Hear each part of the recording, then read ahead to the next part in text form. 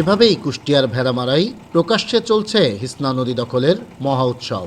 গাড়িতে করে আনা হচ্ছে মাটি, দখল নিতে ফেলা হচ্ছে নদীতে, যেন দেখার কেউ নেই। তবে এসব দখলদারদের দাবি নদী নাকি তাদের মালিকানাধীন সম্পত্তি। দখলের তো কোনো প্রয়োজন নাই, এ নদী তো জায়গাটা তো আমি আবাদ করি এতদিন যাবত পর্যন্ত।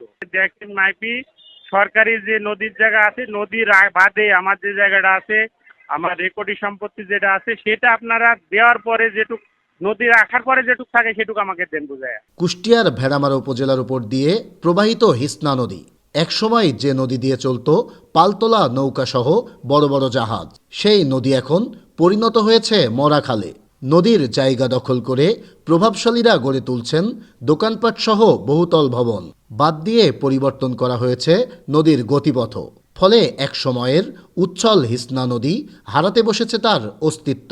এক সময় নদীটার খুব ভালো অবস্থা ছিল, নদীটার জৈবন কালো ছিল। নদীতে গোসলও করা যাবে না এবং কি মাছও ধরা যাবে না। ধরতে গেলে অমুক নেতা এসে উঠাই দেবে, সেফটি ভাঙিয়ে দেবে। প্রকাশ্যে নদী দখলের মহোৎসব চললেও দায়িত্বশীলদের নীরব ভূমিকায় ক্ষুব্ধ নদী গবেষকরা।